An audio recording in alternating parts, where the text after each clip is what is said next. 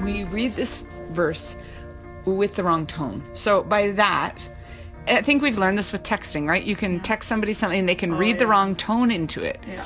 And I think we have to ask ourselves, we have to look at the context of Exodus chapter 34 and look at the whole context of the Old and New Testament and ask ourselves then, what tone was God speaking this with? Okay, so I think we can read it with 6 days, like a mad voice. 6 days are set aside for work, but on the Sabbath day you must rest. Like I think we kind of sometimes read the Old Testament like God had some angry voice.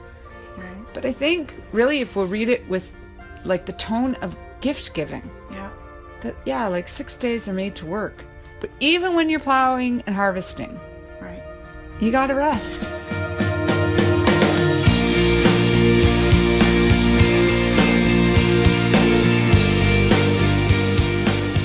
Welcome to Down to Earth. I'm Joyce Reese. And I'm Jessica de Sabatino. This is a show where we want to make deep theology easily understood and applied to our real lives. Here we discuss many things like the importance of story, kingdom theology of mission, the table of Jesus, becoming fully human, and much more. We're Joyce and Jess, and we're friends, pastors, and speakers. We thought perhaps we could work on this project together and have a little fun. Our goal is to talk about things we have passion for, connect with others about what matters to them, and together impact our world and honor God.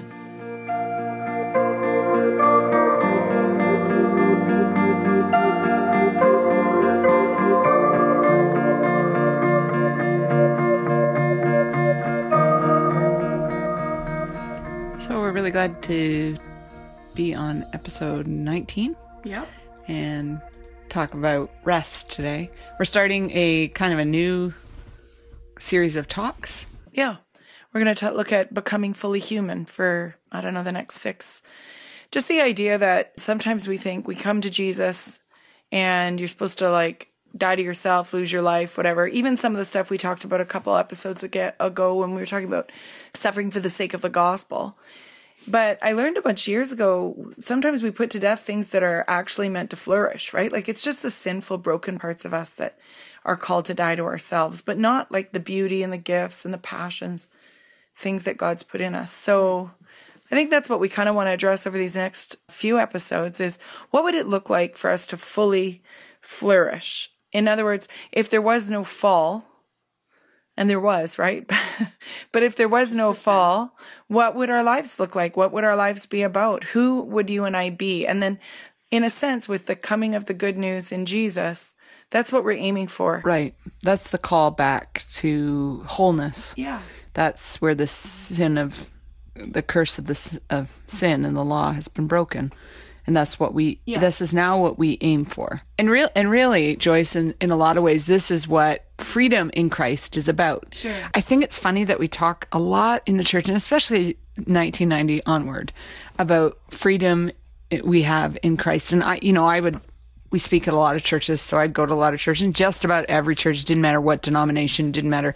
They were singing these freedom songs almost ad nauseum. Yeah. And I would sit in the front row, and we still sing them a little bit, but not maybe as much as we did in the late 90s and early 2000s. I would think, I don't know if people actually know what they're singing about, like what this freedom is all about. Freedom from what? Yeah, so for what, or what exactly? Is it that you're free to do whatever you want, or is it that is it like Freedom 55, or is it like Lotto freedom? Like what kind of freedom? Or to be free from temptation. Yeah, what is the freedom people are celebrating? And I don't know that those songs did a lot of good in defining them. And I mean, I'm not here to bash writers who wrote about freedom. I think God was doing something specific in the church and in people's lives. But I do think that we have to get to the granular level of deciding what that freedom is about. And I think really it is about becoming fully human, that we can't have a Gnostic outlook that says flesh is bad, spirit is good. We're going to get to that in the next couple. Yeah, she's a jump. But I think really this is about our true freedom as men and women who live under the reign and rule of Jesus. Yeah. So that means we are going to have to move from our Christian view of what it means to be fully human, away from a sin management orientation and toward a valuing, and I would say even a delighting in the gift of being human. Like every one of us with our own unique passions, our interests, our gifts, our creativity, we all have this intrinsic goodness. These are virtues that are the essence of what it means to be you or to be me. and in Jesus, and frankly, only because of Jesus, are we able to move more fully into living out what that goodness is that God's put in us. Right. And I think when people hear you say, Joyce, oh, we all have intrinsic goodness, there will be people who have red flags going up because they're thinking Romans 3:23, all have sinned and come short of the glory of God. Sure, but I'm talking like, okay, let's go back to grade 8, Mr. Pope's class at Elphinstone High School where I was, and we talked about philosophers, and we looked at John Locke and Hobbes, and I can't even remember all, but one of the big debates in that grade 8 class was, are we born good? Is human nature good or bad? And that's been a philosophical debate and theological debate, but I'll just be real candid. I land on the side of we're good. We are created in the image of God. And before the fall, we were very good. Right. That's how God spoke about us. And so if we're talking about Jesus coming and breaking curse and being made alive in Christ, yeah, we're all sinful and we've fallen short. We're all part of the legacy of the fall. But we're all created in the imago Dei of God. Which means there's intrinsic goodness in every one of us. Right. So the death to self is that falling short, right? The sinful, broken. Yeah, and I see that's a real bridge into our culture, because I think when you look at the current pop psychology of our day, I think probably what people want to hear and want to say is that we are all good. Now, we know as Christians that we are also all sinners, but I think that that's a bridging conversation we can have with people that, yes, of course we're good because we're created fearfully and wonderfully made. Yeah. You know, you hear a lot of rhetoric in Christian circles about how that is an evil thought because you don't have to teach a 2-year-old to hit. And I get all that. But I think if we can see that as a bridge instead of a roadblock, that there'd be a lot more embrace. So really, in this next number of weeks, we want to talk about what does it mean to live in the goodness of God? What does it mean to live fearfully and wonderfully made? And I think what we're going to unpack is a number of really specific areas that are going to help us, that if we'll engage in those areas, that it will help us to live in freedom. Yeah. And then you can sing those songs thinking about these things. And if you don't want to take weeks to listen, you can binge listen. And it might have taken us weeks to put it together. But, you know, today we want to kick off this dialogue about being fully human, talking about rest as an essential component of what it means to be human. So I think obviously there are limitations on our humanity, and not just because of like the brokenness we've talked about, but by design and intention. Like God created us to sleep, and this is not a waste of time. You might think it is, Jess. I have so many. Yeah, this is a hard one. I'm sad. I'm not sad. I know this is true, but I think for myself, this is an area of weakness in my life. Sure. I mean, we were chatting about it the other day, and I was like, are you going to come under grave conviction when we do this episode on rest? Just sending me all this information. Like, have you read the book by whoever about the culture of the cult of busyness? And I said to her, are you sending this to me? Like, is this you trying to be an accountability partner to me or something? Nope. Just want to see where we're dialoguing about. But this idea of sleep, I mean, I think this is a big deal, because I think for most of my life, I absolutely thought sleep was a waste of time. Yeah. I actually did. Now, this is how you're going to know I'm a mega nerd in my heart, but a couple of years back, I did research about how the human body could live off little intervals of 20 minutes. So you sleep for 20 minutes, then you can work for 3 hours, then you sleep for 20 minutes, then you can go about your day. Yeah. I don't know. We weren't living in the same city. Did I tell you about this? It was an obsession of mine. No, but if we had chatted about it, I would have told you were an idiot. But anyways. You would have said it nicer. Yeah, maybe. Probably. No, you wouldn't have. But anyways, like for a long time, I thought sleep was useless. Right. And I would read the scripture that says he gives sleep to his beloved. Or he makes us lie down. Yeah. Metaphors is what I would say. I am laying down as I'm typing. Yeah. So then you got to ask, why did he design the human person to sleep? Yeah. And the thing is, I would ask people, so we don't even know, and this is the truth, biologically, scientists are not even sure. They make up theories about why we sleep, but they're not really sure why we sleep. Right. So I think this is important, that the limitations of our humanity are not merely because of sin, but by design and intention. Mm-hmm. God created us to sleep, so we live in this culture of busyness. And I think because of the culture, particularly that we're in, it's actually extra important for us as followers of Jesus that we rediscover the biblical value of rest as an essential way of becoming fully human. Yeah. Yeah. And it was only when I had like a real God encounter about this idea of sleeping and that sleep was spiritual in nature. I had to come to that. I had to wrestle through that. Well, and I was talking to my son Connor night before last about, one of the best things about sleep is this is a time when God can really speak to us. Mm-hmm. And just talking to him about dreams and like our prophetic imagination even being provoked in our times of rest. And now some people might think I'm a weirdo, but like I really actually have God talk to me quite a lot in the night, in when I'm sleeping, and I wake up with like, oh, so... I mean, and some of that is how the body is designed, right? So it gives a chance for your body and your brain to calculate things. Yeah, or even to work out stresses while you're sleeping or to let go of things. Right. Mark Buchanan is a friend of mine, and he became a friend by accident. When I met him, I looked at his name tag and I was like, wait a second, are you like the guy that wrote The Rest of God? And he was like, yeah. I was like, oh, that book changed my life. So probably for me, I can safely say, Len, this was my, this says a lot about maybe my workaholism or my drivenness or my being a product of a Dutch immigrant mother, first generation Canadian. Like that book I needed for my spiritual formation. Do you know a funny story? Is that I had probably 4 or 5 people give me that book. And they didn't say anything to me. And I kept saying to my husband, Dave, I don't know why I keep getting gifted this book. Why do people keep giving me this book? And I have a reading issue. I read a lot of books, but for whatever reason, I couldn't read it. I'd start reading it and then I'd be like, meh, I'm not going to read it. Too much conviction. Yeah, pretty much. Yeah. So a number of years ago, someone gave it to me again for like probably the 5th time. Right. And I finally thought, I need to read this book now. There are seasons and books that will come into your life and people have thoughts that are... It was a game changer, like chapter 5 and the taskmaster and coming out of Egypt. Like, I mean, it'll be in the show notes, folks. If you want to read, that's pretty easy. Like sometimes Jess and I are dropping things in the show notes that are maybe a little bit more intense theologically. Mark writes at a really sort of pop culture level. Like he can really speak to you like you're having a cup of coffee or you're on a hike together or something. And he's funny and he can be self-deprecating, right? In a way that you see yourself. Yeah. But it's an important read in our culture of busyness. So today we want to talk a little bit about learning to live at peace with ourselves, with the world, and obviously with the Lord. But we want to explore rest not just as something that I think is healthy to do.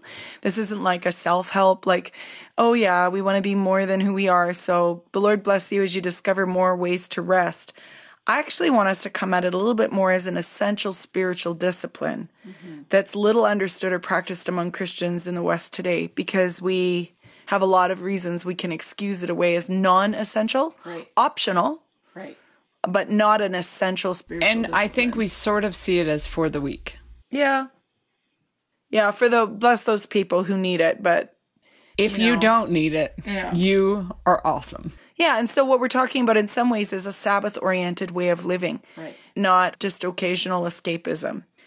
So I've been a pastor for more than 25 years. That's a little mortifying to say because it makes me feel ancient. Older than me. But whatever.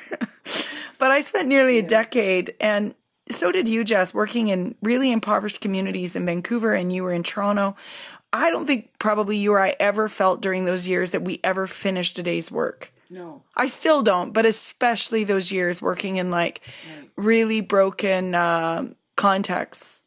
So there was always more to do, always more people in need, more creative ways we could lift people up or help them have more opportunity to flourish. And I think that's probably true for lots of us. I can just point to that as a very pressured season. Yeah. But I think lots of us live with tremendous amounts of pressure. And we fall into patterns, ways of being and doing that we just excuse as for this. This is just for this season. I came to the conclusion, I was sitting at my desk and I was talking to my husband, but we were in a really busy season. And I said to him, well, the good news is this season will be over soon. Then we'll be able to rest. Right. And I remember this, he looked at me and said, but that's what we say in every season. Right.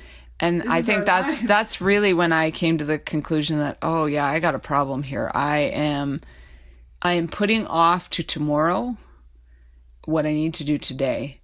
And that was so ironic for me because I think, to me, that was why I was working so hard, because I didn't want to put off tomorrow what I should be doing today. Right.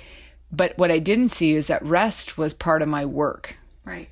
Rest was part of my becoming a spiritual person. Help your work become more. We're going to talk a bit about a theology of work in a subsequent podcast episode. But, you know, when we look at rest and its importance or the culture we're living in, like, I don't know if you ever listened to the CBC show Tapestry, but a few years back I listened to this episode where they were talking about the disease of busyness and how it's plaguing our society. And they referenced, or maybe they were interviewing a guy named Tim Kreider, who was a freelance guy, and he'd written a piece for the New York Times called The Busy Trap. We'll put it in the show notes. But there was so much resonance with that particular little essay that it went totally viral. And here's something Kreider said. He said, busyness serves as a kind of existential reassurance, a hedge against emptiness. Obviously, your life cannot possibly be silly or trivial or meaningless if you are so busy, completely booked, in demand every hour of the day. And he goes on to say they're busy because of their own ambition or drive or anxiety, because they're addicted to busyness and dread what they might have to face in its absence. And I think for lots of us, it's true, right? Like our identity's tied to staying busy. You know, I did a little informal poll, I think, when God was really prodding me on this. You go to conferences, and I speak at lots of business conferences. So, you know, you got a lot of weird small talk that you got to make with people. Right. And it's air quotes networking. And so you ask, the very first question you always ask people is, oh, how are things going? And inevitably, every single person will respond with, it's really busy. And I just, you know, Dave and I talked about this, and we just decided that we weren't going to say that anymore. Yeah. That we were going to say something different. But the funny thing is, when you start to respond to people like, how are things? And you don't say busy, you say, you know, it's going at a good pace. Or I just tried to say, people don't know how to respond. Yeah. Because our identity's so tied. Because if you're not busy, or you don't posture yourself as like slammed, then you must maybe not have a very important life, or you, right? Like our identity gets really tied to it. And then those of us who are like off the hook, genuinely like run ragged, we intuitively, I think, know, hey, this is probably not good for me. Mm-hmm. Maybe internally we realize it's kind of, our busyness is killing us, but we don't have a clue what to do about it. Yeah. And sometimes it's because our very, like the culture or nature of the industry we're working in does not allow us not to be busy. Although, like, we moved to Calgary, and like one of the funniest things happened. So like I'm married to Callum, and he does some pastoring, and he's also a pro musician. And musicians notoriously stay up really, really late. And if you've had a long gigging life, you know, like it's normal to get into bed at 3 or 4 o'clock in the morning. And so we moved here, and a couple of guys in the church were like, hey, would you be up for like meeting, maybe for a breakfast meeting or something sometime? And he was like, sure, yeah, that'd be great. And then they were making the plans, and like, what time? And they said 5:30. And Callum just burst out laughing and said, that is never going to happen. And he asked them, like, why? Like, why do we need to meet at 5:30 in the morning for breakfast? And it's because they clock in at the latest at 7 o'clock in the morning. Now, these guys aren't working to make partner in a law firm. And they're not leaving at 3 in the afternoon. They're working 7 till 7. And a lot of times in blue collar industries, but we joke around that, like, if you live in Calgary, you're working like you're making partner at a law firm. Doesn't matter what you're doing. You could be a custodian, but like that's how you're working. And like, you got to ask why. Why are we doing this to ourselves? Why are we having very little time with our children, or not enough time with our spouses? Or why do we think it's not important to have leisure? Mm-hmm. Right? Is it that somehow a bad thing in our minds, or is it because we're driven? Some people are really driven. They work 3 jobs to survive, right? Because they have to make ends meet. But I think lots of us work like this, not because we have to, but because it's tied to how we think life's supposed to look. Mm-hmm. And then we got to get back, I think, and ask some questions like, is this what God intended? Sometimes we have, like you were saying, you know, a when-then mentality, like when I'm not a student. That's the best. I hear young adults say this all the time in university. When I'm not a student, then I'm going to have more time. You know, they think to relax or not be so driven or whatever. And I just think you have no idea how chillaxed your life is right now. Like, add in career stuff, research stuff. Like, you're never going to stop learning. Now you got to fit it in and around all the other stuff. Maybe you have kids or a mortgage or whatever. You have more pressure. Or people say, when I get my own place, then I'm going to have people over for a meal, or when I have more money, then I'm going to start giving to the church, or when I have more time, then I'm going to serve the poor. Like, we have all these when-thens that are going to come elusively when somehow we get more time. So how do we get there? I think the truth is we are actually going to live what we value. Most of us say we believe any number of things, but you really know if we believe it, if it impacts the way we live. This is a discipleship issue, right? Yeah. And I think getting at the hard part about this is not that it doesn't make sense. Of course, I think we can all say, yeah, it makes sense that we don't run 24 hours a day, 7 days a week. The hard part is doing the work to reorient our lives in a different direction. So this is like actually getting down to brass tacks. Like, I want to kind of be real practical today about rest and what the Bible teaches us just in terms of how. The real moment for me came a bunch of years back. I got nominated for some award, and there was an interview that got done for a magazine. And I remember getting like sort of an email about it, like, oh, the reporter's going to call you on such and such a day, and they're just going to ask you some questions. And I just thought I'd do better having them asked candidly rather than having to think, too far ahead. And one of the questions in the interview was, looking back over the last, nearly 2 decades in ministry, if you could do anything differently, what would it be?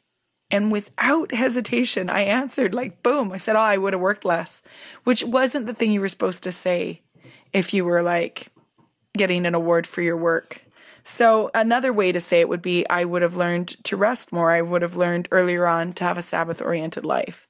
So yeah, I've learned this idea of like wanting to work less. And where did that come from? How do you consider, like, on an interview about being successful, where do you get the idea that the success would have been more if you learned to work less? And I think part of that is because I've discovered that I flourish when I rest. Right. And that has an impact on how I work and what I'm able to get done. Or that's what I want to kind of inspire us with, is this idea that if we could learn to recognize Sabbath rest as essential to our life in God, that we would then begin a real flourishing in a new way as a human person. I was going to say, it's a little bit like money. Like, we tell people to give because essentially God can do more with the less you have than hoarding it all to yourself. Right. And rest is sort of that principle. I think there are principles in the kingdom of God that cannot be, like, they're immutable. They can't. Yeah. And I think when we give, so like really essentially when we're resting, we're giving ourselves to God. We're saying that, God, I think you can do more through my life on 6 days than me hoarding all 7 days of the week. Right. And it does actually highlight the sovereignty of God, because to have to rest is to have to quit or to let go. And that's going to create a different kind of response in us. Yeah, it's a trust issue, essentially. Yeah. What rest is a trust issue. Totally. And what I realized when I didn't rest is that I had trust issues. Right. I thought somehow, and I mean, I didn't. It's all dependent. Right. It wasn't conscious. I wasn't saying, but subconsciously what I was saying is, I don't think God either cares or he's some slave taskmaster. He needs me. Can't make it happen without me. He needs somehow. My mathematical computations right. to figure out. Well, for our American friends who will be listening, you typically in America, you use the word vacation, right? And in Canada, we use the more British term holiday. I'm a Canadian and I use the word vacation. And I never do. And I know. And I always wondered this. This is so weird. I'm looking at the show notes saying, that's why you use we're holidaying. I always in my heart, I'm going to just admit this right now. I mock you. Right. Because you think I'm like an old lady. Or sometimes people think I use the term holiday because I'm married to Callum. And my husband's British. So they think, it's like a Britishism in their family. No, I just was making fun of you in my heart. Thinking you choose like 1 Corinthians or 1 Kings. Everybody write in to Joyce and tell her she's a funny one. All right. It's because the word vacation has the word vacate in it. It means to empty, right? And the word holiday comes from literally the terms holy days. Right? So I actually, when I rest, I'm not talking about vacating. I'm talking about a type of rest that is life-imbuing because it's filled with encountering God. It's enabling us to live well out of that place of rest into all areas of our lives. So some of us wait for or maybe we only refer to Christmas as holidays or Easter because that is technically holy days. But I think that's what I'm aiming for is every week some kind of a day of holy encounter that then fills me with incredible life and leads to this kind of flourishing in other areas. For a while, I went round and asked all the most mature Christian leaders I could find what their understanding was of Sabbath and how they'd kept or had a Sabbath practice in their life as a spiritual discipline. And these are really seasoned leaders that I super respected, the kind of people you want to grow up to be like or whatever in Jesus. And every single one of them, except for one who happened to be Darrell Johnson, which for anybody who knows him, this won't surprise you that he had this practice for many years. But all the rest of them said, well, I haven't really kept it because I haven't understood it. And I was like, what? I don't really understand. What is that about? Why have we just kind of dismissed it? Because when I go back and I read the 10 Commandments, right? Mm-hmm. What ones are you allowed off the hook on there, Jess? Yeah, right. So none of them really, because none of us would say, well, we're now living in the new covenant, therefore adultery is okay. Right. You're never going to hear somebody preach a sermon. Or if go out and kill your neighbor. Condone open marriages and Christian relationships. Yeah, that's not okay. Weird. Okay, but you're also never going to hear somebody say, yeah, it's okay if you kill your neighbor now, because that's old covenant. Right. Or lying or stealing. Any one of the 10 Commandments, except for this one on Sabbath. And what's really ironic about that is that the most writing of all the 10 Commandments, the most writing is done on the Sabbath. Right. Now, I understand where people have gotten off the rails on this because you get into the New Testament and I think it became legalistic, this idea of the Sabbath. And the Pharisees and the Sadducees and all of these religious folks got really religious about it. Right. But there is a difference between getting religious about something and keeping the heart of something. And I think when Jesus talked about the Sabbath was not made for the man was not made for the Sabbath, but the Sabbath was made for man. What we said, we've misinterpreted that and gone, well, the Sabbath doesn't matter. Right, we can just ixnay it. Who cares? Right. No, what he was saying is, listen, all the rules related to Sabbath, that's ridiculous. You've made what was supposed to be a gift. How many steps they could take. What was supposed to be a gift has turned into a burden. Right. And so I think when Jesus was talking about this, he was saying, no, Sabbath is about freedom that I've given you, the freedom to not feel guilty about resting. Yeah. For a very long time in my pastoral life, and I think it's because I felt like all the people in my congregation, when we first started pastoring in the city, never got to take a holiday. So whenever I'd go on vacation, I felt copious amounts of guilt. For the first 2 or 3 days, Dave would always ask me, what's wrong? You just don't. And it was guilt. I had guilt about vacationing, about holidaying, about, breathing. Yeah. And I think when I began to get revelation on this in the New Testament, I began to see that no. The reason why God gave us, one of the reasons God gave us the Sabbath is so that we don't feel guilty for resting. Right. And I learned this a little bit from my Messianic friends, my Messianic Jewish friends, who many of them still are very good at sundown on Friday night to sundown on Saturday. And I remember this a number of years ago. I had a friend and they would always say Shabbat Shalom to me, and sorry, I'm not doing anything on these days. And I remember with longing saying, I wish I could do that. Right. And the Holy Spirit just breathed into me, you can. Well, that's the crazy thing, is this idea that somehow we're not able to, right? We just think, well, it just wouldn't work. If you had a whole culture or a whole society where shops closed and this and that happened and everybody went over to their grandparents' house for dinner, well, then I'd be able to do it. But because of work schedules and I never get a straight 7 with 2 off. So how would I ever find a way to have a Sabbath-oriented life? And I think, okay, so we're not under the law, which means we're not bound to it in terms of rule, but so that gives us actually some freedom to move it around a little bit, right? And we realize that it's a heart issue. Yeah. That doesn't mean we throw it all out. Well, and one thing I want to point out before we move away from that Exodus 20 text is that Sabbath keeping is the bridging commandment. It has absolutely everything to do with our relationship with God and our relationship with others. So the first commandments you get are all vertical. So it's like everything to do with your relationship with God. And then the last commandments are all horizontal, how you relate to other people. If you look at the 10. Yeah. But the Sabbath command is the bridging commandment. That's actually really important because it like reorients us in terms of our focus on God and our relationship. Yeah. It's meant to cultivate intimacy with God and other people. So our focus is then to be turned toward relating and being rather than working and striving. And that helps us live into real intimate relationship with God and being made fully alive to him and his purposes in our living. That pays dividends, folks, in the other 6 days of your week. The rabbis have said it this way, if we keep Sabbath, it will keep us. Yeah. And I'm telling you, we're coming apart at the seams. We need some keeping, right? So God built us like this. As much as you need to sleep at night, you need a day of rest in a week. Mm-hmm. And if you resist that or you think I'm nuts, go ahead and do an experiment.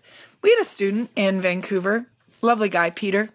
He was at UBC. He was an engineering student, Taiwanese, different kind of sense of responsibility and drivenness maybe in his education. And I was teaching on this stuff and he was like I actually can't not study on any day. Like I have to study every single day or I'm going to not get the grades I need and then the engineering job won't be there. And so I just dared him. It was a very godly pastoral kind of dare. But I just said to him, Peter, I'm just going to dare you for one semester to not do any homework one day of the week. See if you can find a way forward. And for him, it was mostly just let go. I didn't even tell him too much about what to put into that time, but just let go. And you know what happened, right? Sure. His grades went up. Of course. how? And that to him was quite a remarkable thing to realize. This letting go actually caused a different capacity. I mean, you're the math nerd and the science nerd. There's all kinds of studies that will talk about, this idea of setting aside, letting go of that focus so that your brain will it's a brain issue, right? So God's laws are always tied to natural laws, I think. Mm-hmm. And, this idea that we let our brains relax, it allows our brain to organize itself. And there are neurochemicals that happen when we relax. It only happen when we relax. And so it's an important thing. I mean, God is not just it's not arbitrary. It's because of our design as humans that we need to rest. Totally. I've often thought about, if you read the book of Exodus, if the Israelites had to keep Sabbath on the most pressing and urgent journey of their lives, right, why do we think we don't have to keep it, right? It's this idea of we can't really make excuses. Right. And it's the orientation of gift versus burden. Right.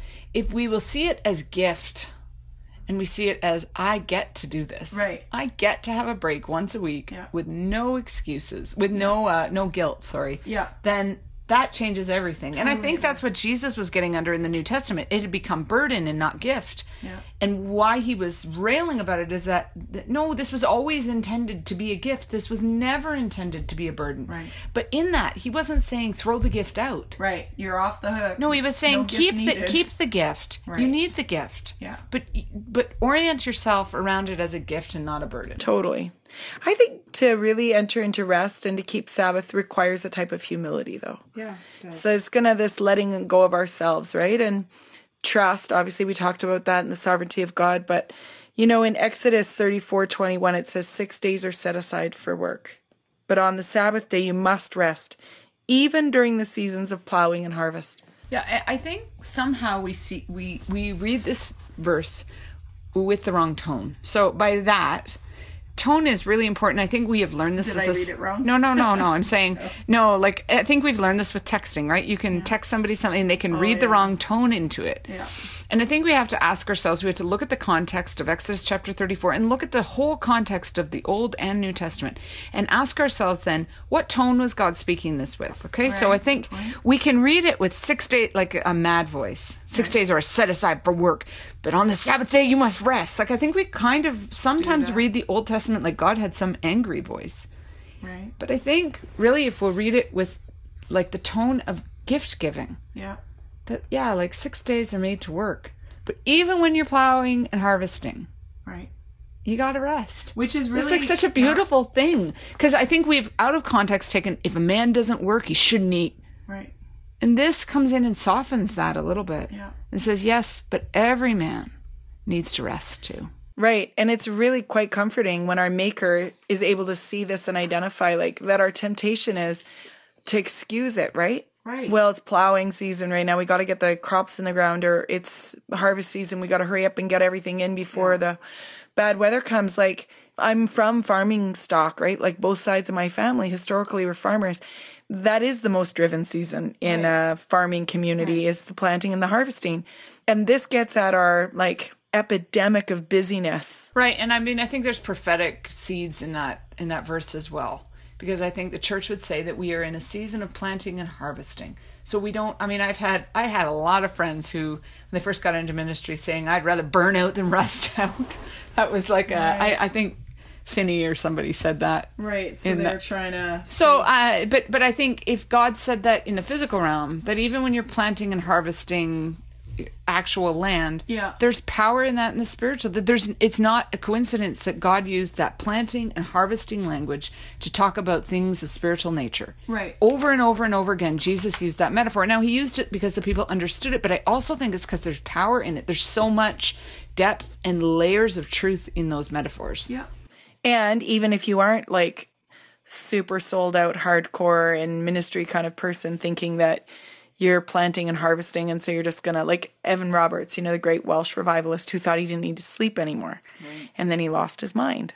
Okay, so like, even if you're not that person, you may just have bought in too much to the value of the culture that says you've got to go, go, go, go, go, and God's inviting you in this posture of gift to rest. Doesn't matter how pressured your days actually are, what kind of stage you're at in your career, or whether you got little kids keeping you up all night, right? Like, and there's still an invitation for us in our humanity to rest. Right. And I think sometimes even the church, we get caught up doing stuff.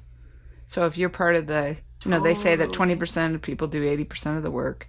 That's just a truth wherever you are. So maybe you're part of the 20% that does 80% of the work in your church, and you just keep adding and adding and adding. You can do another thing because you can. And it's for the Lord, so you excuse it. Right. Well, it's kind of Sabbath because it's fun. Right. No. Yeah. I tried to tell Callum that my Sabbath could still be on Sunday because it was for the Lord and I like preaching. And he laughed at me. It was like, and you have to deal with like 5 hours of people's heart pain and, Pastor, can you pray for me? And blah, blah, blah, organizing this and that. Like, that's not your day of rest. So I've had to come to a conclusion for me personally, it can't be Sunday. Now, other people like Marva Dawn, she's written a great book on this, Keeping the Sabbath Holy, WHOLLY, and the subtitle is actually really excellent, Ceasing, Resting, Embracing, Feasting.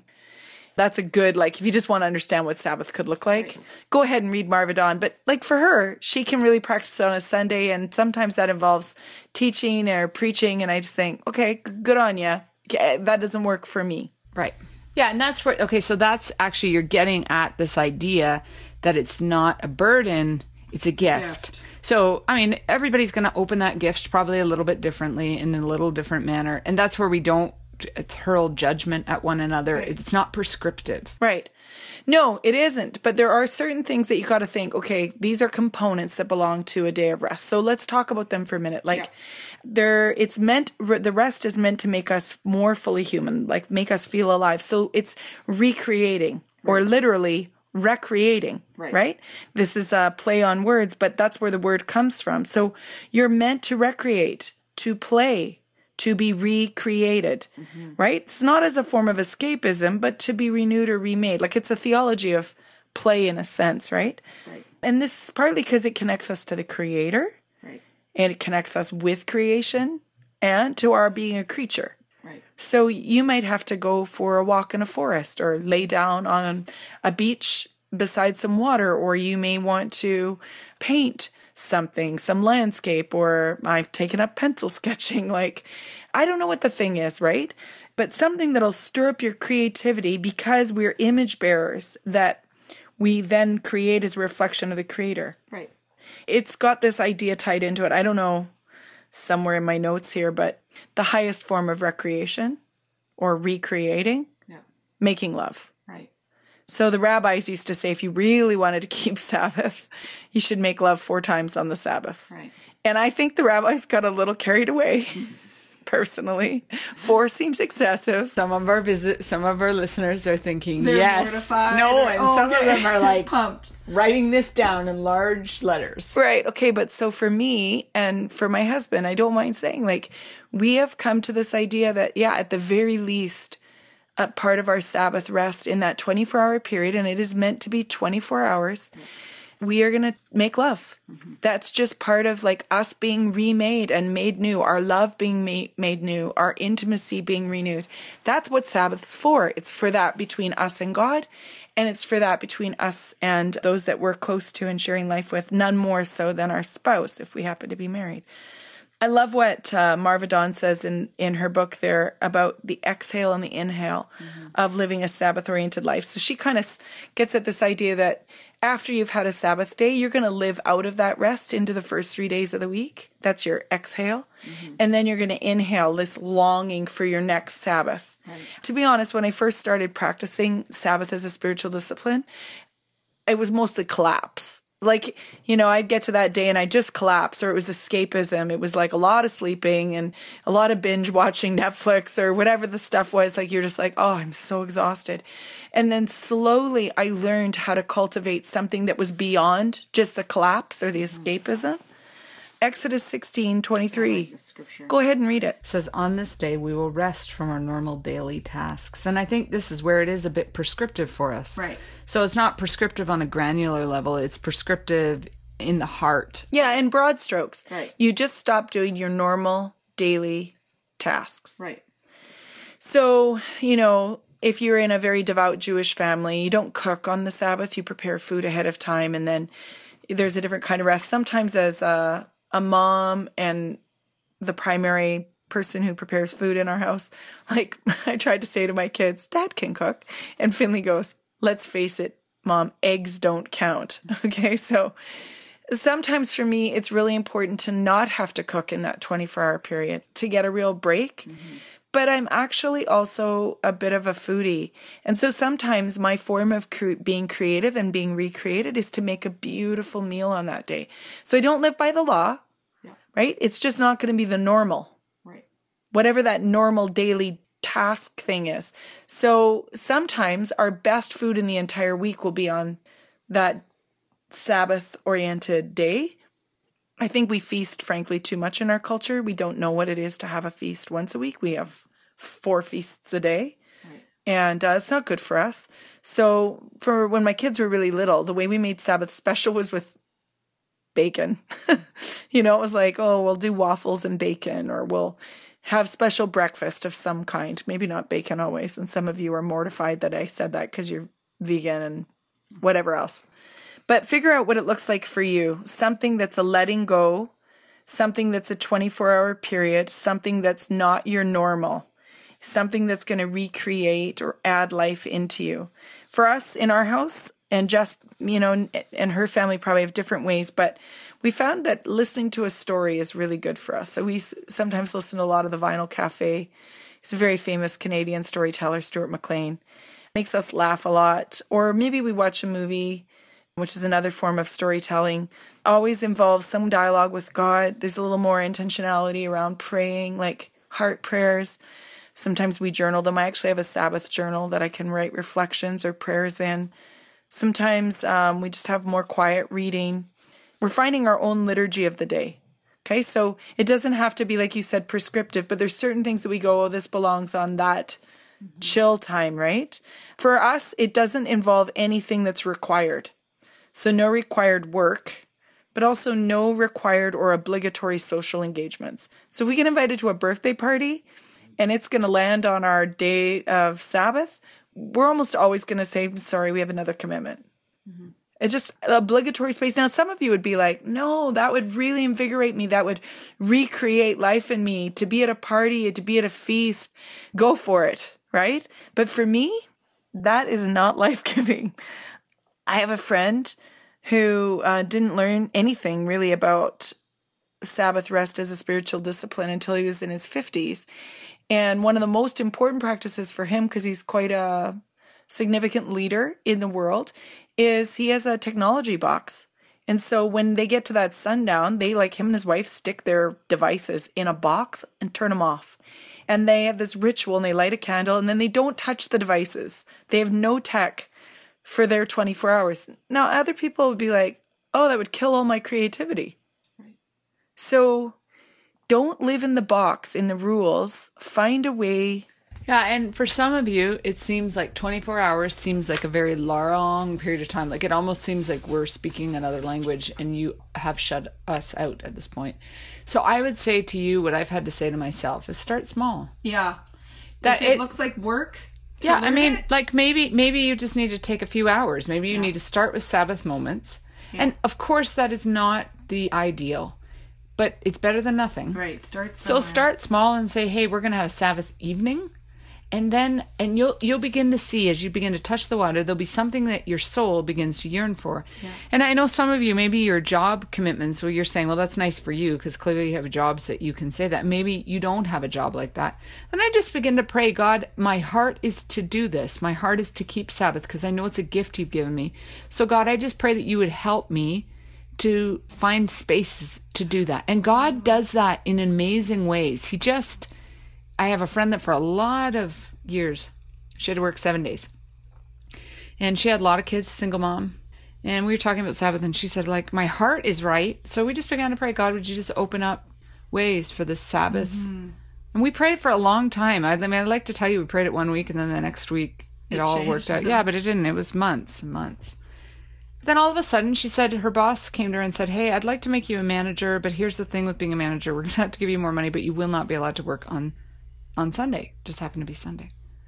So God does those kinds of miracles. Yeah. Yeah. It's our heart posture that has to actually change. I think when we have a heart posture towards Sabbath and say, God, this is what I'm working towards, that it's He that does the work for us. He's the one that works on your behalf, that wars on your behalf. And the other thing I would say is as you learn it incrementally, and I think you're absolutely right, it's like baby stepping. As you learn it, be careful not to let it become law. Yeah. Because like the stuff I grew up with, and the reason many of my parents' generation threw the baby out with the bathwater was they'd grown up with legalism, right? Mm-hmm. So we weren't allowed to throw a baseball on Sunday. You weren't allowed to put your foot in the lake on a Sunday. You had to sit around in your Sunday clothes and read the King James Version only, right? Like, that's weird, folks. Take a nap. Right. Yeah, right. It was just not normal. So don't let it become rules because that becomes life-taking. It becomes like a yoke and a burden. Yeah. So whatever learning we do, like, I don't know, I hope to be able to pray better at the end of my life than when I first started to follow Jesus, right? I hope to be better at having a discipline of fasting. I hope to be more generous. Like I can think of many spiritual disciplines that are on a growth continuum in my life. Mm-hmm. They're far more than they were 20 years ago, but they still have room to grow. Mm-hmm. And I would say exactly the same is true with Sabbath. Like I'm not an expert, right, and I hope I never become one. I just want to have my intimacy and my flourishing with God grow and then see how this gift plays out in the rest of my life. Right. Yeah, so I think our prayer for you would be that God would open up these moments of Sabbath and that you would actually see a flourishing in your life in this area. Absolutely. Can I just lead a little prayer? Yeah. God, we let go of all that occupies our minds and hearts in order to make room for you. We invite you to really enter in and have intimacy or friendship with us. We want to find real rest only in you. Open our hearts and our minds and our bodies to your living presence. Reveal to us the sanctified space and time, the holiness that you call Sabbath, and help us to change and grow in ways that enable a reorientation towards Sabbath living with you, flourishing with your created goodness. We pray this in Christ's name. Amen.